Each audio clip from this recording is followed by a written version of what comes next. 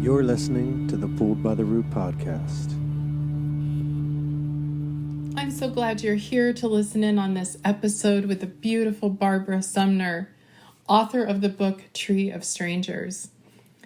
Barbara's book is such a stunning piece of work. She writes lyrically with such beautiful detail that you are totally immersed in her story. She is also a filmmaker, a mother, an advocate, to name a few things. Our conversation covered lots of hot button issues. She is very outspoken in her views on adoption language and what she feels needs to change with the laws for those of us that are adopted people, i.e. non-consenting persons. I hope that you get as much out of this episode as I did. Hello, everyone. This is Heidi Marble, your host. To say I'm excited is an understatement. My beautiful friend, Mira Rybin, made me aware of Barbara Sumner's book, Tree of Strangers, and also her advocacy. This book, it haunted me. It kept me up at night. It gave me hope. It's absolutely beautiful. So please read it if you have not. Barbara, I'm so happy to have you here. Welcome. Thank you. And I am going to read your bio and try not to mess up the Kiwi name. So we'll see how it goes. Barbara has worked in film and journalism. She manages Cloud South Pictures with her husband, Tom Burstyn. In 2009, This Way of Life, their feature documentary about a family living simply in the Rhine Ranges, won the Berlinale Generation Jury Prize at the Berlin Film Festival. It was shortlisted for an Oscar and won awards at the film festivals around the world. In 2020, Barbara has a master's in creative writing, Victoria University of Wellington. She is currently a PhD candidate studying adoption, third-party conception, and the creation of identity. Wow, Barbara. Well, I am so grateful you gave me permission to start by reading just a little blurb from your book. On page 20, I heard her voice for 9 months, her heartbeat, the rush of her blood, and the click of her bones. A mother possesses you with herself, and you are secure there. You make a snug cavern of her body, a nest or a burrow, and it is all yours. She shares everything with you, her nutrition and discomfort, her anguish and her joy, even her temperature. A scientist has described the connection between mother and utero child as like the roots of a tree. So Barbara, you have quite a story. Where would you like to start? That impacted me so deeply. Yeah, the fact that we are all part of our mothers, we carry them, and they carry, when we're gone, they still carry us within them, and we still carry our mothers within us.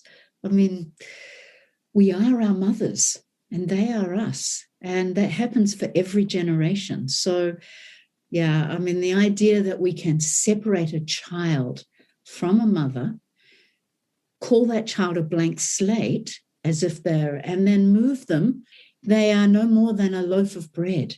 I mean, it's a bizarre idea, and it's a 17th century idea. John Locke, I think, came up with it in the 17th century, the whole idea of the tabula rasa, the blank slate.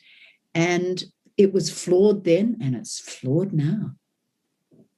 Yeah, so true. One of the statements you made that I thought was really impactful, you said you are a child, not the child. Yes. Well, of course we are. That is yeah. Yeah, it's true, right? Because our adopters want their own child unless they're coming from a saviorism perspective. But, we are the cure for infertility, as it were. And so we are not the child they would have. As much as when we are removed and put into the arms of another mother, that they are not the mother we are expecting, we are also not the child that their heart is longing for. So we are not the child. We are definitely a child. And then, of course, we quickly age out of being a child, and yet adoption calls us children for our entire lives. We are always infantilized. We're always the adopted child, not an adult. So when you went to, I mean, we're fast forwarding a lot, but let's talk about the discovery of your original mother. Tell us that story, whatever you would like to say about that. I know a lot of people understand what happened, but I think it would be meaningful to hear it from you. Well, I think one of the things with Tree of Strangers, my book, is that it's not a reunion book. And often adoption stories are reunion stories. And so it starts off with the possibility of reunion, of course, and the way I connected with my mother in 1983 when I was 23, and her immediate booking of a flight. So she was living, I'm in New Zealand, she's in Madrid in Spain, and she immediately books a flight for the next day, 2 days later, I think, and gets on that plane to come to New Zealand and is killed because the plane crashes.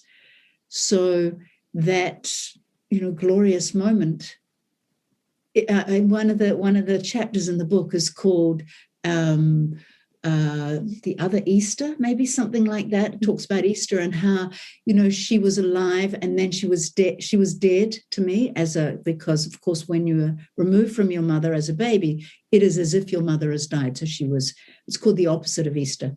She was dead to me. And then she was alive for just a few days. And then, of course, she is dead again. So that idea that that double death, I guess, is the thing that is as shocking as anything. To have that moment, plus a lot of the other challenges that you've faced. And to think that you've become an advocate to try to help change things in adoption because of your experiences. What else can you tell us about growing up? What was it like trying to fit into your family? And maybe just explain, because a lot of us don't realize the impact until something happens to kind of wake us up. Yeah, it's true, right? That whole process of coming out of the fog is it's a slow process. And I don't know if we're ever completely there. I mean, I still get revelations all the time about how I was and beginning and understanding more and more what was done to me. But I guess I describe it as once I'd done all my DNA and found both my parents, I discovered I was Jewish, but I was brought up in a bare room Anglican home. So, no books, no music, no art, no reverence for education, none of the things that I would naturally gravitate towards and have included in my life as an adult. So it was a very quiet life, but I guess, and I'm saying that in a nice way, because really it was a very suppressed life. There was no room to argue. There was so I was told, as many are, that I was adopted at a young age, so that I don't remember being told, but we were never allowed to talk about it. So it was a no-go zone. You did not discuss it at all. So you hold this information, but where do you go with that? And so, of course, you live in a world of fantasy because there's always that other possibility just over there. And it is a completely fantastical view of your mother that is not necessarily anything like the truth. So well stated. I have my notes here, and a word that really stands out as well is the disappeared. Yes. Can you define that, Barbara? Because I had not heard that until I saw it stated by you. Well, I think we are the disappeared in two ways. We are disappeared from the life that we were destined to be in.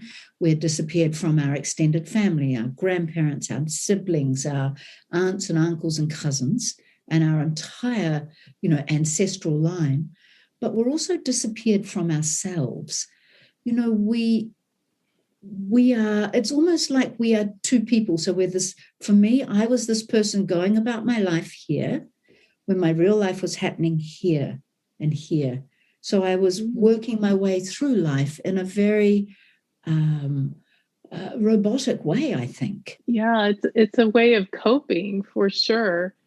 You know, when you are a young person and you're making your life, you are, even if you don't fit within your family, maybe you're a complete weirdo within your family, but that someone will always say, oh, you're like great aunt Mabel, whatever. You know, there will always be your family will always find a way to include you within the envelope of who you are, of what their family culture and who they are. But if you're a completely different type of person to the family that adopts you, how do they make sense of that? How do they fit that in? You become, and you start off as this perfect, mute, pre-verbal bundle. But what happens when you start to develop your own personality and they don't have anywhere to put that? And one of the things I do say about adoption and loss is that adoption is made from loss. So the adopters have lost the child they would have had. Your mother loses the child she did have, and you, the adopted person, lose everything. Yeah. There was a part in your book where you were talking about when you were trying to find your information and you were speaking with a social worker who was significantly younger than you, you could hear him fumbling, or her, I don't remember which, through your records that you didn't even have permission to see. Can you sink us into that scene? Because I think one of the things we want to do, Barbara, Pulled by the Root, is really educate people. I don't think people in large perspective have their eyes open to the issues of what it is to be an adoptive person and not have access. Unless you experience loss of identity, you don't understand what it is, because it's such a given that you fit within not just the family you're in now, but the whole family story, the story of your family, the story of your history, the ancestral stories that get passed down. Human beings are storytellers. And what are the stories we mainly tell? We tell family stories. And I mean, I do that now with my grandchildren. I find a photograph, a couple of times now I've found a photograph of my mother, and I can see where she looks like one of my grandchildren or one of my others, and same with my father. And I'm always including them within the story. And I can see how they embed within the family, and it embeds within them. So what do you do when you have no identity? And then you have access to these little threads. So in my case, in New Zealand, it's going through the social welfare organization. And I've got this 20-year-old new graduate male social worker. And he's flicking through and he's saying, oh, no, I'm sorry. No, there's nothing here. No, your father's name's not here. My father's name was there, as it turned out. Many years later, I found out. And had he told me that at that time, I could have found my father then before he died. But that wasn't able to. And adoption is a 1-hour seminar in social work. I don't know about where you are, but here it is. They don't understand, because all adoption is from the perspective of adopters and the supposed right to have a family. And if you can't have a family, you can take somebody else's child to make your family, and that's perfectly fine. And so we never look at it from the perspective of the person who was adopted. And that's, I guess, what my activism is. My advocacy is in bringing the perspective of the adopted person into the mainstream. Well, you just sent me a link to a brilliant interview that you did, and I'll make sure that we include that in this podcast as well. But one of the things that really stood out, like it felt like an arrow to the heart, is when you said it's almost like property law. Yeah. Can you get into that a little bit more? Well, I can, because I'm sure here in New Zealand we have, not necessarily fabulous, but we have welfare laws, legislation. We have 3 different forms of welfare legislation in this country. when a child is unable to be cared for by their original family, those bits of legislation kick in. And there are various things that happen to a child that's unable to be cared for. But adoption is not welfare. There are no checks once an adoption has happened, because the law says you are as if the child, and that term as if is really important, of your adopters. So if adoption is not welfare, what actually is it? And when I started drilling down, because our main adoption law was put together in 1955, and I started to think, well, it's a piece of succession law. It is designed to ensure that inheritance stays with legitimate heirs and not illegitimate heirs. So it's a way of men avoiding any consequence for their sexual behavior, while women are able to be punished for their behavior. And so it's also a piece of religious legislation. And it is the last piece of moral legislation in our country based on morality. So I was taken from my mother because she had sex outside of marriage. And so I am taken from my mother, not just for my childhood, but for my entire life, for the life of my children and my grandchildren and so on. We are all removed from our family tree forever because my mother had sex outside of marriage. So you can see how it works as property. We're trying to look at succession law in this country at the moment, but are they talking about adoption as part of succession law? No, they're not. And yet they should be, because we should be able, a stepchild can inherit from the step parent and the natural parent. But if adopted people try and do that, they're considered to be ungrateful and double dipping. Yeah, that's really, it's a lot to think about. I also took a note here. It says experience is the architect of the brain. And I thought that was a great thing that you said, that experience is the architect of the brain. And you think about our experiences as adoptees from a very young age, that primal wound that's experienced, and how the architecture of our brain changes. And I just want to detour just a little, Barbara, because you have this amazing creative element to you. And it's really interesting to me, the duality of that, because you were raised in, like you said, a very tamped down environment, but you're bursting into the world with writing and film. Can you tell us a little bit more about, is that your space where you feel the most peace and the most joy? Because it's heavy to carry all this. And I know my creative outlets always help. It's just a space to go and just breathe a little bit. Well, I also think I'm a late bloomer, as you know. So I do a lot of creative work. Obviously, as a writer, I've got a novel coming out in a year's time, and I'm doing my PhD, and I've got the other book, and I've been making film. And yet, what that shows me is that, in the end, it is not nurture; it's nature. My entire natural family are like me, but my adopted family haven't done a creative thing ever. It's not who they are. They like to watch the rugby, and that's about it. So, it's that idea that we are who we are. And it's very difficult for adopted people to come into that natural self, because we're constantly told that natural self doesn't have value because it doesn't fit within the family culture that you're imported into. So beautifully said. Another thing I was thinking about as well, Barbara, I have been fumbling through the terms in adoptee land, and my podcast, there's no way I'm going back to edit all of them. But I would love for you to explain why you don't like to use certain terms. And I think it would be really interesting for you to shine a light on your thoughts about saying birth mother, et cetera. Can you explain that part of your advocacy? Because I think it really is important. I think one of the things that I find is quite empowering for me is this idea of equality. So if a non-adopted person does not call their mother their birth mother, I'm not going to do that either.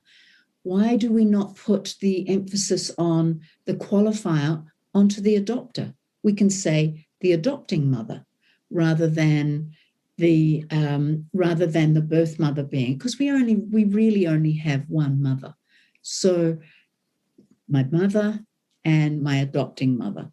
And I don't use adoptee very often. I feel like it's reductive. I prefer to say adopted person.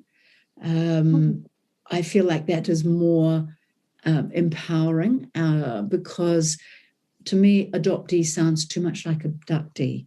And it is true that I was abducted. All of us have been abducted.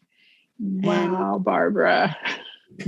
Of course, when you start going there, you start saying, well, if you know someone who has been abducted in a someone's come into the home and taken them away, or often we hear about a situation where somebody has snuck into a maternity ward and abducted a baby, and the huge fuss that goes around that and the need to return that child. And adopted people, it's the same for us. It doesn't matter how it happens to the child, to the newborn child, it's all the same thing.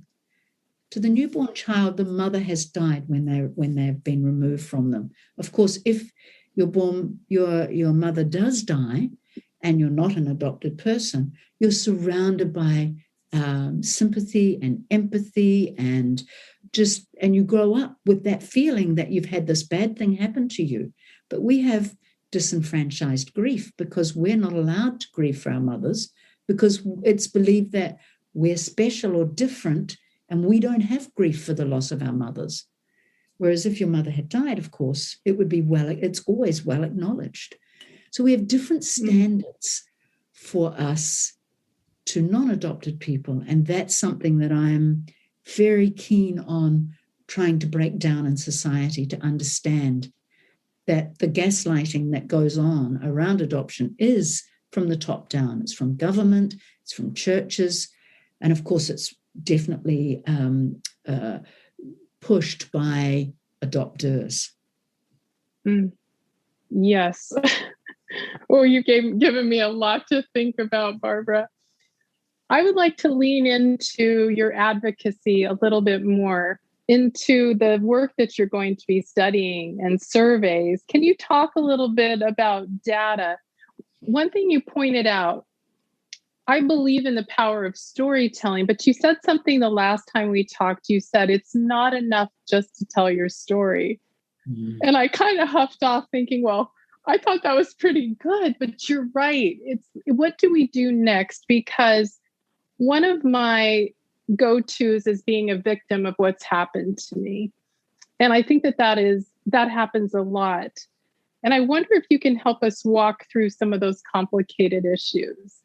How do we deal with the pain of what's happened to us against our will, translate that pain into power, which you have clearly done. And it's moving from one space to another, Barbara, that so many people have difficulty with. Yeah. So when I look at you, I go, you did it. I want to know how. It's interesting, isn't it, the whole story thing, because we have to tell our stories. It's essential. And we are, as I've said, we are all storytellers. But what next? And I think that what happens is we get caught in our stories and we don't move beyond them. I know that I was so trapped in my story until I was able to write it down. And that came after having quite a lot of therapy. And once I wrote down my story, I felt like I had some freedom from it. And that enabled me to move forward into understanding the broader issues of what society has done. And once I started to understand it more, I didn't see myself as such a victim of it. I began to see that I could have some power in this. And then now I think I've said, I'm starting a PhD at 61, which is kind of amusing. Good for you. and one of the parts of that is it's going to be about adoption, third-party conception, and the manufacturing of identity. And one of the things I'm going to do in that is do a nationwide survey that's never been done. So here in New Zealand, we collect no data around adoption because we believe that it is no different, as if, we are as if the child. So when an adopted person takes their own life, the coroner does not record that they're an adopted person. And yet we are 4 times more likely to take our own lives. We self-harm at twice the rate of according to data out of the US. But we have no data here. We don't know any of that. We don't know whether people that discover that they have a heart condition late are adopted people. So that's a hereditary condition. We don't know whether they didn't know that and could they have resolved it earlier. So these are the kinds of questions that I'll be asking and trying to get some answers for, so that we can actually put some serious data around the consequences of adoption. We say adoption has no consequences, and yet adopted people keep saying, and their stories say it. But how do you get politicians to read masses of stories? And we only get change if we go to the top. But they will read data. So that's my plan, one of my plans at the moment. Well, I just love the fire that you live, like just being able to go out and go for it, because we need voices to be really pinpointed and provide data or whatever is going to move the needle. Barbara, is there anything else that you really want to talk about that you want adopted people to know out there that are hurting? Because we are more susceptible to so many different mental illnesses, a lot of isolation, all of those things. What hope can you give to the hurting? It's bad. We are hurting. I mean, I get people send me stories all the time, and while we are as diverse as the general population, we are as diverse as any. We're not even a group. We're really barely a community. We're incredibly diverse, and yet in our lived experiences, and yet our internal experiences are so similar. We all suffer from that lack of recognition, of lack of being heard, of disenfranchised grief, of having nowhere to take those emotions, of hiding in plain sight, because everything in our society says that adoption is no different to natural, being brought up in a natural family. And of course, we're now transferring that into people conceived and commissioned using third-party providers. And we are repeating the same problems because we've never said very clearly that we've never been able to have a unified voice that says, this is not good enough. If all the funding and all the any support that should be out there should be on family preservation. And then if family preservation because of some dysfunction is not possible, then we should look at something like guardianship, because you don't have to be adopted to receive love. The only reason you have to be adopted is for your adopters to play at being parents, to pretend that they are your real parents. But unfortunately, from an adopter's perspective, you can't be both the cure for infertility and their natural child. So there's a lot of, that idea of that fantasy, the family fantasy, the fictive family is very strong in our society. As for hope, I think all of us have to keep moving on our journeys. I mean, we're all doing it. We're all on this journey, and I don't think we're ever done. And our children carry it as well, and they, not as bad, but they become second generation survivors, what we call 2G survivors as well, because I know that when I was a young parent and I had children very young, really to stop from killing myself, to be honest, to give myself some reason to live, I parented in a way that had I not been an adopted person, I don't think I would have parented like that. I was very, I made it a very tight unit. It was a very airless environment because I needed them to reassure me that I was not so much loved, but that I belonged to something. So we created this family unit that's still very tight. My oldest daughter's 40. We're very tight as a family. We all live near each other and we are in and out of each other's houses all the time. And that's fabulous. But it puts a pressure on them that they haven't been able to maybe thrive in the directions that they wanted to or could have. So there are generations of damage that happens from adoption.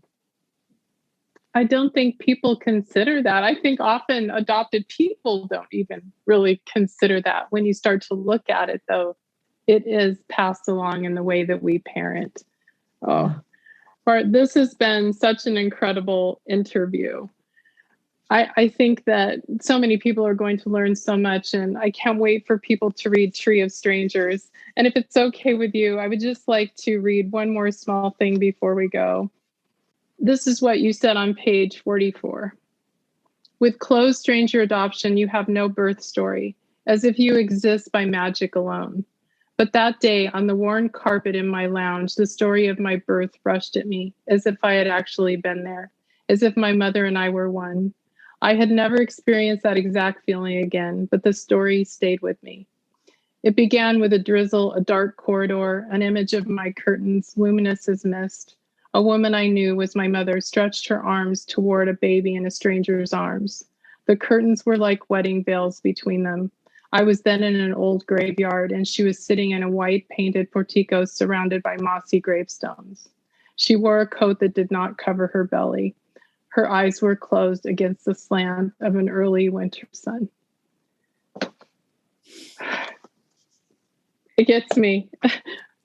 First and foremost, it's beautiful. Just beautiful. The funny thing about that is that the house that before I knew where my mother had lived, before giving birth to me, she was incarcerated in a doctor's house, and I didn't know where that was. The house I live in now is 2 minutes from there. I sit in that portico all the time. Isn't that strange? And I didn't know that. I was just drawn to this place. Oh my goodness, there's so many magical and mystical things. Barbara, it's been a gift to spend time with you. Thank you for fitting us into your busy schedule. And I am very glad to be connected with you, and I can't wait to see what's next. Thank you. Thank you.